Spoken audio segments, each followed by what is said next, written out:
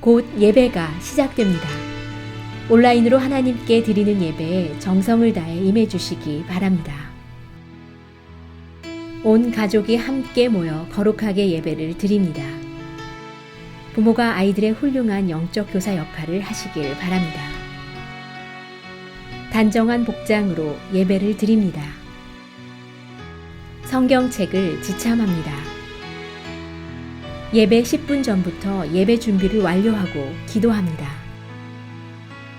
올바른 자세로 모든 순서에 정성을 다해 참여합니다. 핸드폰보다는 TV나 컴퓨터 모니터로 예배를 드립니다. 예배에 집중하여 하나님의 은혜를 기대합니다. 헌금은 정성껏 준비해서 우편으로 보내시거나 직접 교회 사무실 헌금함에 봉헌합니다.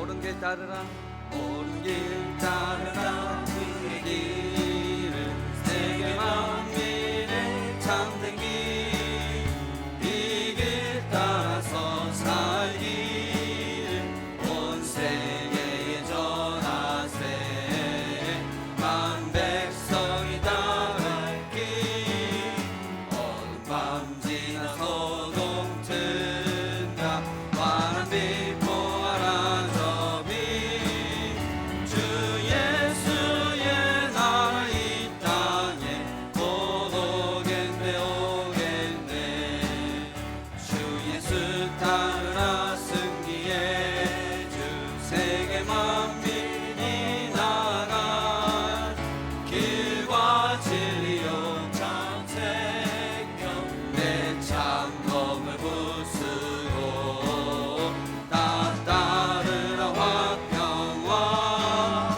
어느 밤 지나서 동튼다 환한 빛 보아라 저빛 주 예수의 나라 이 땅에 곧 오겠네 오겠네 놀라운 이 소식 알리어라 세계 만민을 구하려 내 주 예수를 보내신 참 사랑의 하나님 만 백성이 걸을 길 어둠 밤 지나서 동튼다 환한 빛 보아라 주 예수의 나라 이 땅에 곧 오겠네 오겠네 고난 길 헤치고 찾아온 길 많은 백성을 구한 길 모두 나와서 믿으면 온 세상의 마침내 이 진리의 살겠네 어둠 밤 지나서 동튼다 환한 빛 보아라 저빛 주 예수의 나라 이 땅에 곧 주 예수의 나라 오겠네 주 예수의 나라 이 땅에 곧 오겠네 오겠네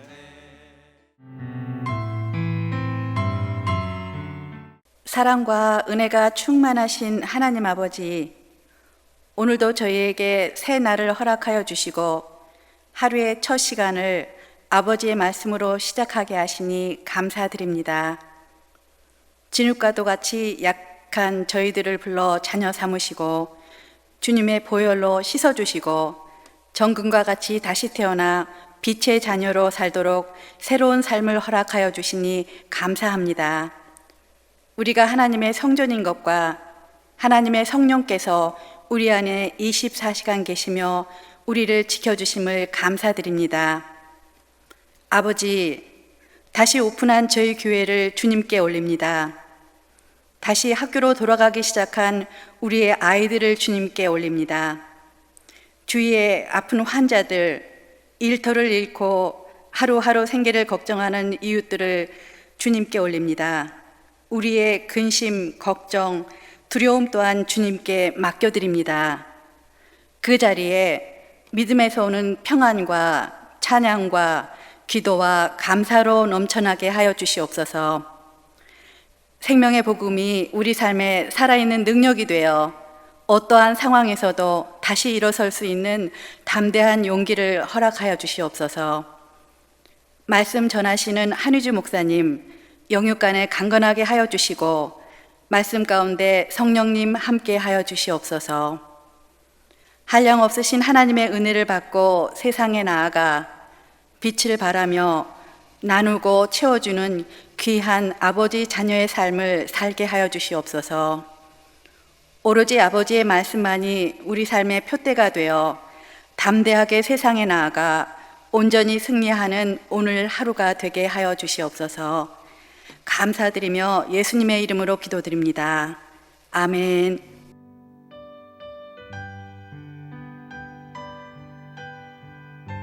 오늘 우리에게 주시는 하나님의 말씀은 다니엘 4장 19절부터 27절입니다. 함께 봉독하시겠습니다. 벨드사살이라 이름한 다니엘이 한동안 놀라며 마음으로 번민하는지라 왕이 그에게 말하여 이르기를 벨드사살아 너는 이 꿈과 그 해석으로 말미암아 번민할 것이 아니니라.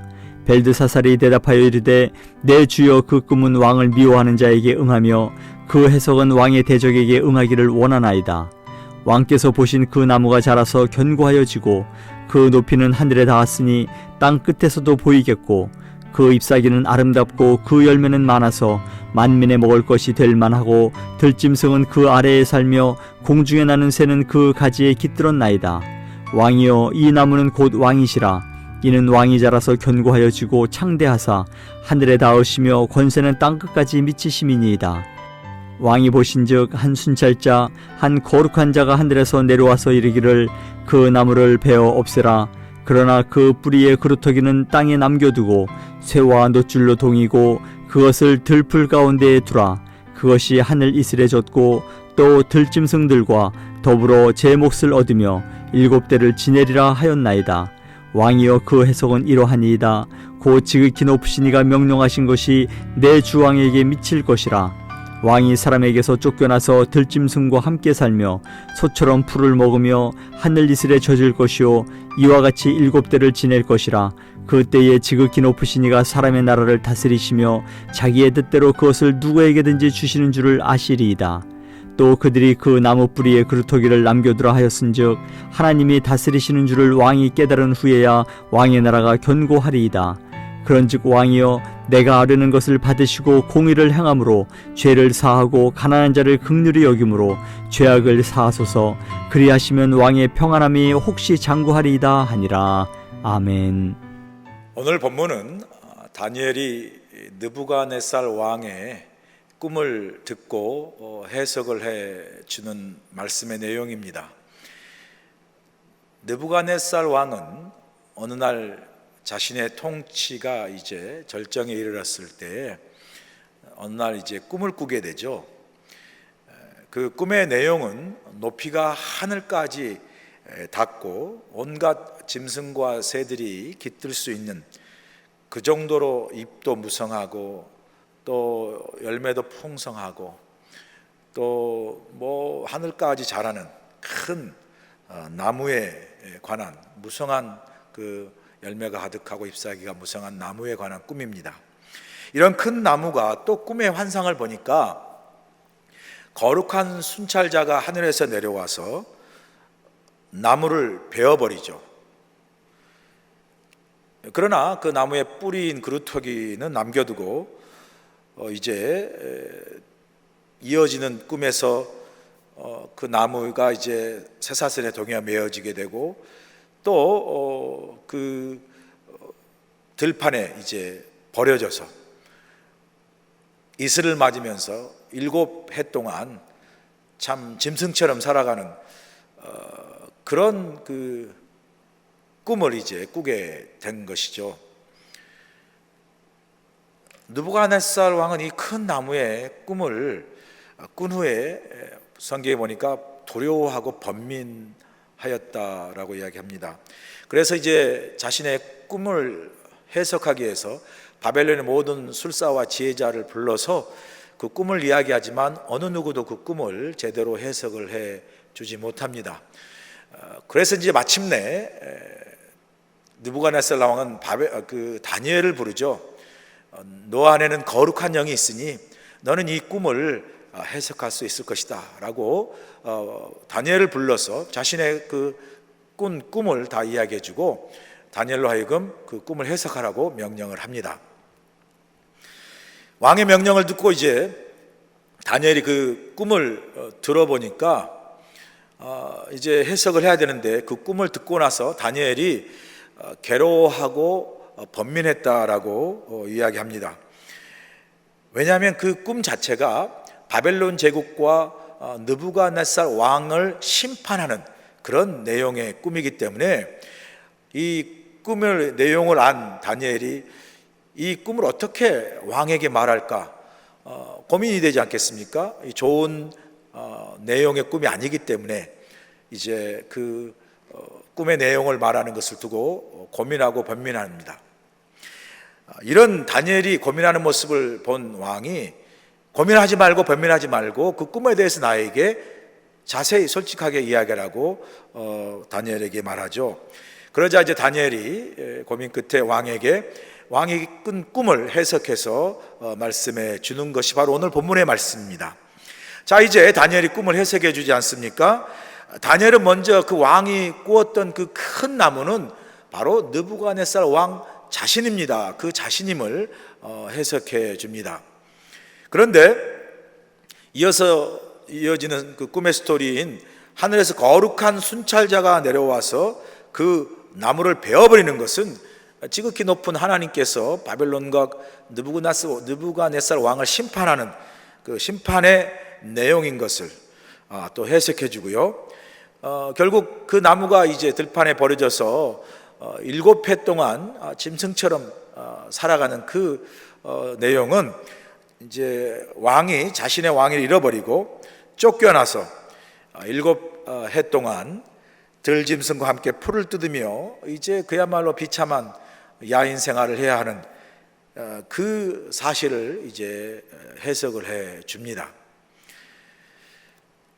오늘 이 본문에 다니엘이 그 느부갓네살 왕의 꿈을 해석해 주는 그리고 그 꿈을 이제 꿈의 내용을 통해서 우리에게 주는 믿음의 중요한 교훈들이 있습니다. 첫 번째가 하나님 앞에서 교만하지 말라는 것입니다. 본문 22절과 23절 서두에 보시면 왕이여 이 나무는 곧 왕이시라 이는 왕이 자라서 견고하여지고 창대하사 하늘에 닿으시며 권세는 땅끝까지 미치심이니이다. 왕이 보신즉 한 순찰자 한 거룩한 자가 하늘에서 내려와서 이르기를 그 나무를 베어 없애라. 다니엘은 왕이 본 그 꿈에 본 큰 나무는 왕 당신입니다. 그런데 그 느부갓네살 왕이 본 꿈에서 본 큰 나무는 어떤 나무였습니까?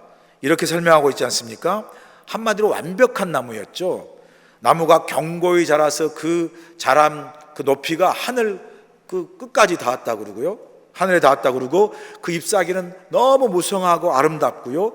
열매는 너무 많아서 온 만민이 먹을 정도였고요. 그리고 그 열매가 무성하고 또 잎사귀가 정말 그 왕성한 그러한 그 큰 나무에 모든 들짐승과 공중에 나는 새가 그 나무에 깃들어 살 정도로 여러분 상상해 보세요. 이 나무가 얼마나 정말 완벽한 나무인지. 그런데 이렇게 이제 다니엘은 그 완벽한 나무가 왕 자신으로서 왕의 권세가 이제 하늘에 닿았고 땅끝까지 미치는 것이라 그렇게 해석을 하죠.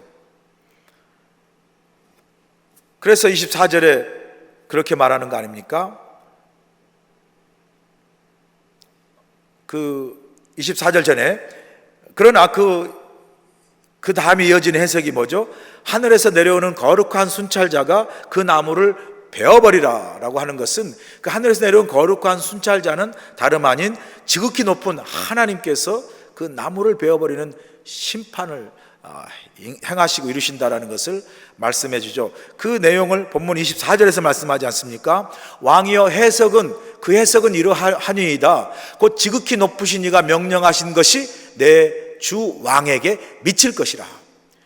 지극히 높으신 자 왕은 그 나무를 베어버리라는 그 심판을 말씀하신 그 하나님, 지극히 높으신 하나님이 왕을 심판하실 것입니다 라고 말씀하는 거죠. 이 다니엘의 해석은 바로 이 바벨론 제국의 느부갓네살 왕에 대한 이 교만, 그의 교만에 대한 하나님의 심판을 이제 의미하는 거죠. 이 느부갓네살 왕이 그 강대한 바벨론 제국의 왕으로서 그의 통치와 권세가 하늘에 닿고 온 땅에 미칠 정도로 절정에 이르렀을 때 그는 어떻게 됐어요? 교만해졌다라는 거죠. 하늘과 땅이 다 자기 것이에요. 천상천하 이 모든 것을 왕인 자신이 다스리고 통치한다라고 하는 그 놀라 높은 교만을 가진 거죠. 자신의 힘과 능력으로 이 엄청난 바벨론 제국을 이루었고 자신이 가진 이 권력과 권세로 모든 것을 다 할 수 있다라는, 결국은 자신이 하늘 아래 신이다라고 여길 만큼 어떻게 하죠? 그 권세가 하늘에 닿았고 그 권세가 땅에 온 땅 끝까지 미쳤다라는, 교만해졌다라는 거죠. 그렇게 하늘 높은 줄 모르고 교만한 왕을 그 다음에 꾸미에서 다니엘 어떻게 해석합니까? 지극히 높으신 하나님이, 거룩한 순찰자 하나님이 하늘 높은 줄 모르고 교만한 나무를 베어버리신다는 거죠. 하나님은 이 교만한 느부갓네살 왕을 그 나무를 베어버리는 꿈을 통해서 심판하신다는 거죠. 여기 다니엘은 그 꿈에서 지극히 높으신 하나님을 뭐라고 표현합니까? 거룩한 순찰자, 하늘에서 내려온 거룩한 순찰자. 순찰자가 뭡니까? 상황을 살피고 또 마음을 살피는 거죠. 여러분, 우리가 이제 동네에 살다 보면 그 경찰 순찰자가 돌아다니잖아요. 경찰 순찰자가 왜 돌아다닙니까? 무슨 혹시 불법이 있나? 혹시 무슨 범죄가 있나? 혹시 나쁜 강도나 나쁜 사람이 있나? 순찰하는 거죠. 거룩한 지극히 높은 하나님, 하늘에서 내린 거룩한 순찰자도요, 우리의 그러한 삶과 우리의 마음을 어떻게 해요? 순찰하시는 분이라는, 보고 계신다는 거죠. 그래서 그 하나님이 우리의 마음을 순찰하시고 우리의 삶을 순찰하심으로 우리의 마음이 교만해지고 우리의 마음이 하나님 앞에 정말 자만해지고 하나님을 제대로 온전히 하나님으로 섬기지 못하고 교만하여 거만해질 때 하나님께서 그 교만을 꺾으시고 심판하신다라고 말씀하죠. 내 사전에 이제 불가능이란 없다라는 유명한 프랑스 황제 나폴레옹이 있지 않습니까? 유럽을 정복하고 나서 그 기세를 몰아서 러시아까지 정복하려고 이제 러시아 정복을 준비하고 있었습니다. 그때 아주 신앙심이 좋고 또 충실했던 그 장군 한 사람이 나폴레옹 황제에게 조언을 하죠. 좋은 의미에서 조언을 합니다. 각하 황제여, 부탁을 드립니다. 이번 러시아 원정을 취소하셨으면 좋겠습니다. 지금 황제께서는 지금까지 수많은 나라를 정복하셨습니다. 그것만으로도 충분하지 않습니까? 러시아 정복을 그만두시는 게 좋겠습니다. 그러자 나폴레옹은 그 충고를 듣지 않습니다. 그래서 장군은 후에 나중에 마지막으로 한 번 더 황제에게 충고를 하죠. 왕이시여, 황제여, 아무리 사람이 그 일을 계획해도 그 일을 성취시키는 분은 바로 하나님이십니다. 그러니 이번 러시아 원정은 하나님의 뜻이 아닌 것 같습니다. 부디 러시아 원정 정복을 취소했으면 좋겠습니다. 이렇게 나폴레옹에게 다시 간청을 합니다. 그때 그 신하 장군 말을 들은 나폴레옹 황제가 화를 내면서 이렇게 큰 소리로 말합니다. 무슨 하나님이 이 일을 계획하고 성취한단 말인가? 내가, 황제인 내가 모든 일을 계획하고 성취한다라고 화를 내며 큰 소리를 내었습니다.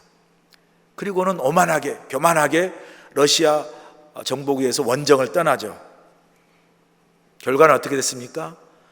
예기치 않은 러시아의 혹독한 추위로 싸움 한번 못 해보고 러시아의 프랑스 나폴레옹 황제의 대군이 다 동사하거나 몰살됐죠.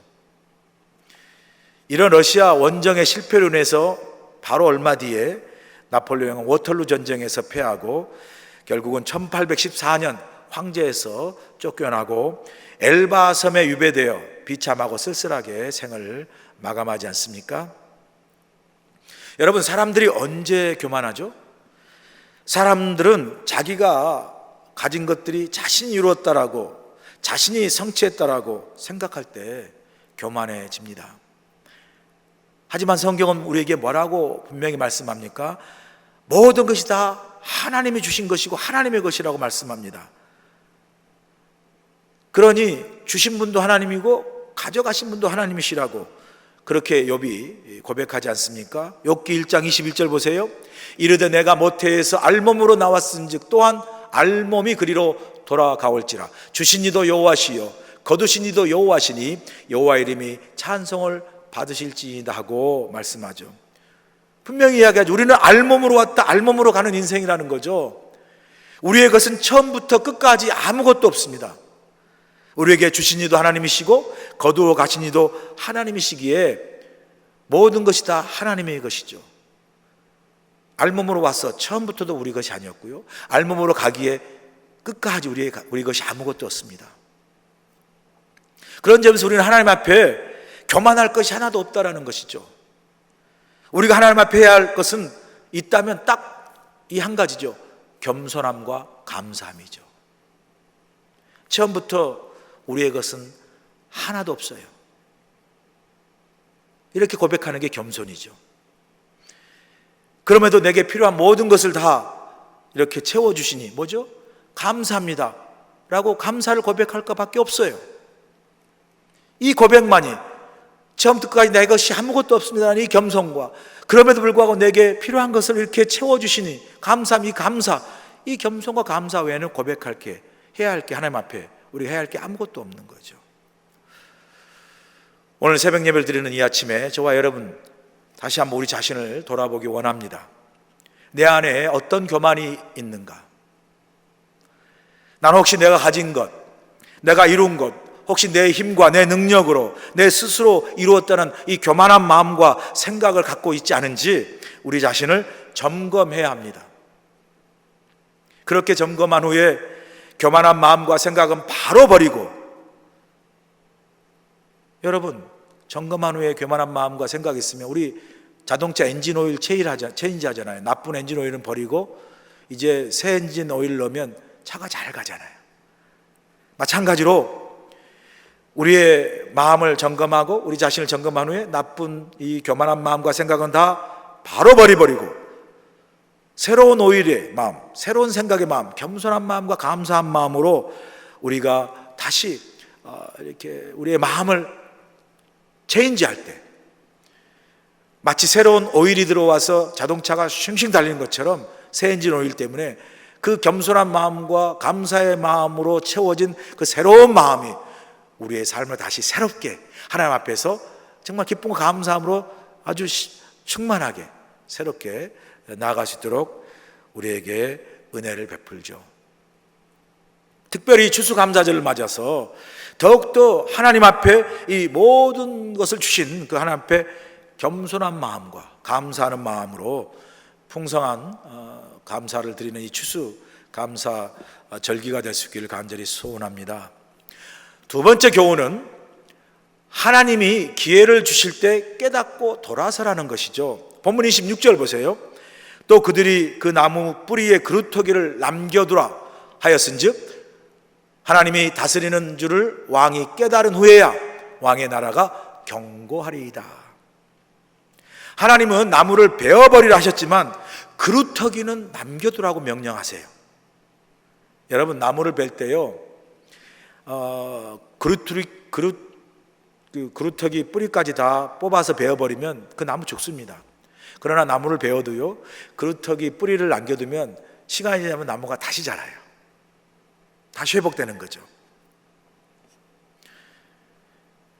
이 그루터기는요, 뭘 의미하냐면 심판 가운데서도 여전히 다시 일어설 수 있는, 회복할 수 있는 기회를 주시는 하나님의 은혜를 상징합니다.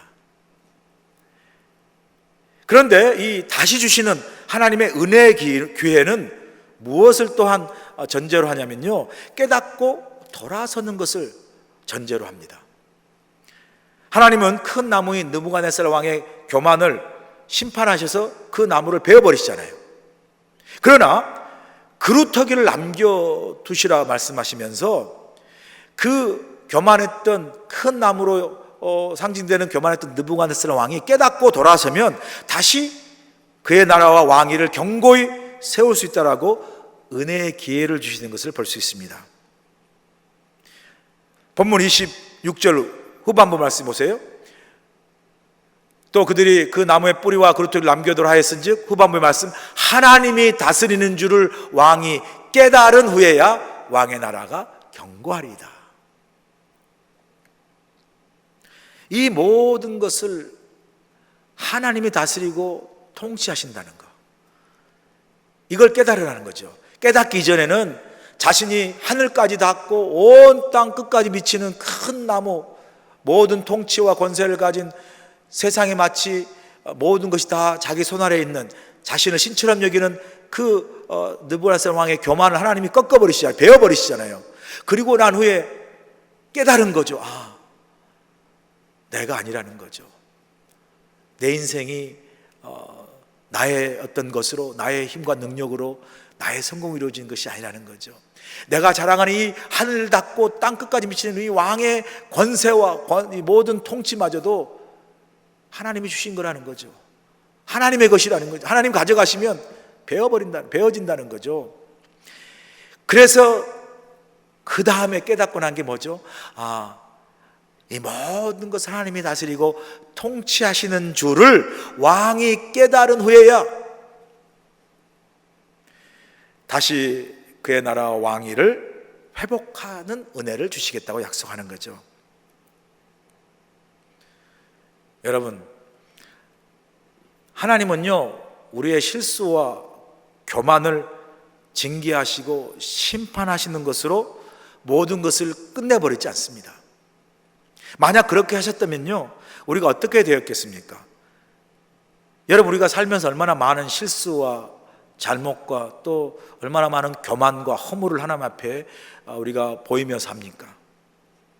그런 우리의 실수와 잘못과 교만과 우리 허물을 그대로 징계하고 심판만 하셨다면 그 하나님의 징계와 심판 앞에 남아날 수 있는 사람이 누가 있겠습니까? 우리는 다 그 징계와 심판 속에 다 사라지고 없을 겁니다. 우리는 다 이 자리에 있을 수가 없는 것이죠. 그런데 하나님은 우리에게 깨닫고 돌아올 수 있도록 얼마나 많은 기회를 우리에게 은혜로 주셨습니까? 그리고 얼마나 많은 시간을 우리로 하여금 돌아오도록 하나님께서 참고 기다렸습니까? 이게 하나님이 우리에게 베푸신 그루터기의 은혜라는 거죠. 다 베어버리고 다 뿌리를 다 파서 죽여버리지 아니하고, 우리가 교만하고 부족하고 실수할 때 때로는 우리를 징계하시고 채찍하셔서 우리로 하여금 참 이렇게 때로는 넘어지기도 하시고 때로는 깨닫게 하시는 그러한 그 채찍을 들시긴 하셨지만, 그러나 우리로 하여금 돌아오도록 은혜의 기회를 주시면서 기다리시고 또 참으시고 인내하셨다라는 거죠. 이 그루터기의 바로 은혜, 이 은혜를 우리가 받았으므로, 이 하나님의 그루터기의 은혜를 받았으므로 우리가 오늘 그 많은 실수와 허물, 교만함에도 불구하고 지금 이 자리에 있는 거죠. 우리에게 베푸신 그 하나님의 그루터기의 은혜로 말미암아 오늘 우리가 다 여기에 있는 줄로 믿습니다. 그런데 이 그루터기 은혜를 베푸신 이 하나님의 은혜가 과거의 일만이 아니죠. 지금도 우리는 여전히 하나님 앞에 교만할 때도 있고요, 실수하고 잘못할 때도 있잖아요. 허물을 하나님 앞에 또 보일 때가 있잖아요.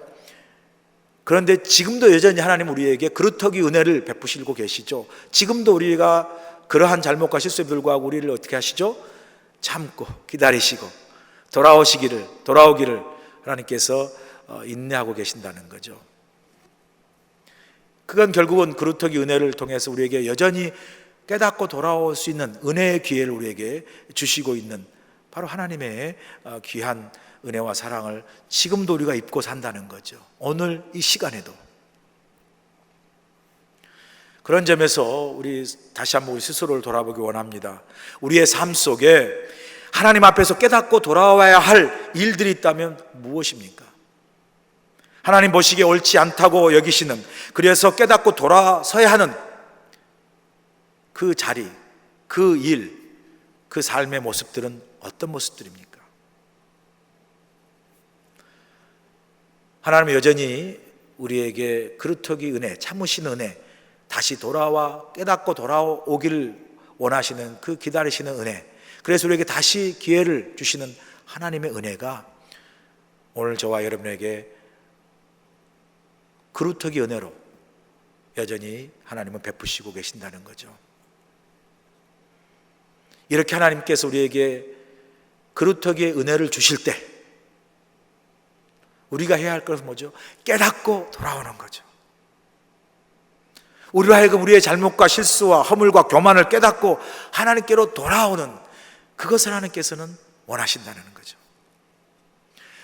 이 아침에 예배드리고 또 말씀을 함께 나누는 사랑하는 여러분, 오늘도 하나님이 내게 베푸신 이 그루터기의 은혜를 깨닫고 우리의 교만과 잘못과 실수 허물의 자리에서 깨닫고 돌아와 하나님이 기뻐하시는 예배의 자리, 말씀의 자리, 기도의 자리, 믿음의 자리로 다시 돌아올 수 있기를 간절히 소원합니다. 여러분, 우리가요 깨닫고 회개하고 돌이켜 하나님께로 돌아오면 하나님이 주신 약속이 있어요. 본문 27절 보세요. 그런즉 왕이여 내가 아뢰는 것을 받으시고 공의를 행함으로 죄를 사하고 가난한 자를 궁휼히 여김으로 죄악을 사하소서. 그리하시면 왕의 평안함이 혹시 장구하리이다 하니라. 하나님이 다시 주신 기회인 그 그루터기의 은혜를 붙잡고 깨달아 돌이키면, 그래서 이제는 예전에 허물과 실수와 교만의 삶을 버리고 하나님의 은혜 안에서 공의와 정의를 이루는 하나님 보시는 기쁜 삶을 사는 새로운 삶의 변화로 나아가면 하나님이 그러한 우리의 삶 속에 하나님이 주시는 은혜 속에 오래 평안히 장수하며 살아가는 축복을 주시겠다고 약속하는 거죠. 단순히 오래 사는 걸 약속한 것이 아니라 하나님의 은혜 속에서 평안함, 하나님의 돌보심과 그 사랑과 은혜 속에 살아가는 그러한 삶의 아름다운 축복을 주시겠다고 약속하는 것이죠. 말씀을 마칩니다. 우리의 삶은요 하나님의 손에 있습니다. 우리의 삶의 모든 것은 하나님의 것이고요, 하나님의 주권 아래에 있습니다. 우리의 인생의 모든 건 하나님이 다스리고 통치하시고요, 그러므로 우리의 가진 모든 것이 다 하나님의 것이고 우리의 삶의 모든, 우리 인생의 모든 것이 다 그 하나님의 은혜 안에 있음을 우리가 깨달음으로 그 하나님의 주권 속에 다스림과 통치 속에 우리가 겸손히 감사함으로 나아감으로 말미암아 오늘 하루도 하나님께서 여러분과 함께 하심으로 하나님 앞에 겸손과 감사로 나아간 여러분 삶 속에 약속하신 평안함이 오늘 하루의 삶에도 풍성히 임하고 우리의 일평생 삶이 하나님 앞에 겸손과 감사함으로 나아감으로 우리의 일평생의 삶이 장수하는 삶이 하나님의 은혜 안에서 평안한 삶을 살아가는 오늘 하루 여러분의 삶이 되시기를 주님으로 간절히 축원합니다.